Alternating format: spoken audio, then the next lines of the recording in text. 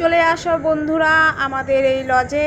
এখানে থাকা এবং খাওয়ার ব্যবস্থা রয়েছে। এই নম্বরে যোগাযোগ করো, সামনেই নাম্বার দেওয়া আছে, তোমরা যোগাযোগ করে চলে আসতে পারো। এখানে থেকে তোমরা জলদাপাড়া ঘুরতে পারবে, অনেক অনেক জন্তু জানোয়ার দেখতে পারবে এবং ভুটানেও যেতে পারবে। আমি পুজো করতে এসেছিলাম আমাদের লজে, তখনই ভিডিওটা করে নিয়েছিলাম, তোমাদের সঙ্গে শেয়ার করে দিলাম। আমি অনেকদিন থেকে ভাবছিলাম ভিডিওটা শেয়ার করব যে আমাদের এখানে কি কি আছে এবং কেমন রুম পাওয়া যায়, সব কিছু তোমাদের ডিটেলসে একটু শেয়ার করব, তাই এই ভিডিওটা করা। তোমরা দেখো, কন্টিনিউ। ভালো লাগে ব্যালকনি থেকে দেখতে। ও বাবা, তোরা ঘুমাচ্ছিস? ওরা ঘুমাচ্ছে।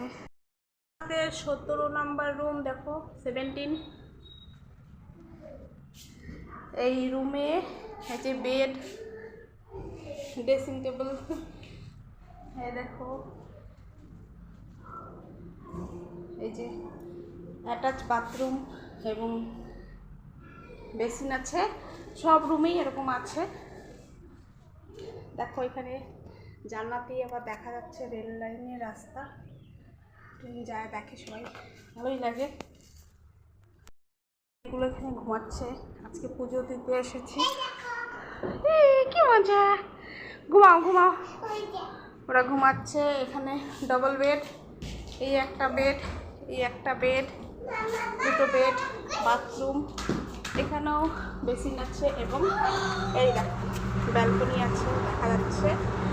এই যে হাই রোড, ওই যে হাই রোডটা নিয়ে, এই যে রুম, এগুলো রুম। 16 নাম্বার রুম, এটা 12 নাম্বার রুম,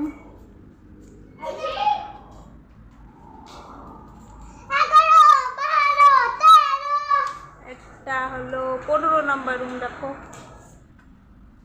অন্ধকার, আমি ভিতরে গেলাম না, ভিতরে যাইনি।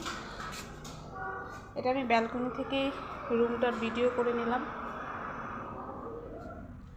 এটা হচ্ছে 14 নাম্বার রুম, সাজিয়ে রেখেছে। টুরিস্টরা আসে, এখানে ঘুমায়, থাকে, বুকিং মানে বুকিং থাকে, অনেক সময় এমনিও এসে বুকিং করে নেয়। অ্যাটাচ বাথরুম, সব রুমে বাথরুম, বেড সব আছে। এটা একটা ব্যালকনি, এখানে হাই রোড দেখা, গাড়ি যাচ্ছে। দেখো ওটা হচ্ছে কালী মন্দির, সোজাসুজি দেখা যাচ্ছে কালী মন্দির। আর ওই যে আমাদের থানা, ওখানে থানা আছে।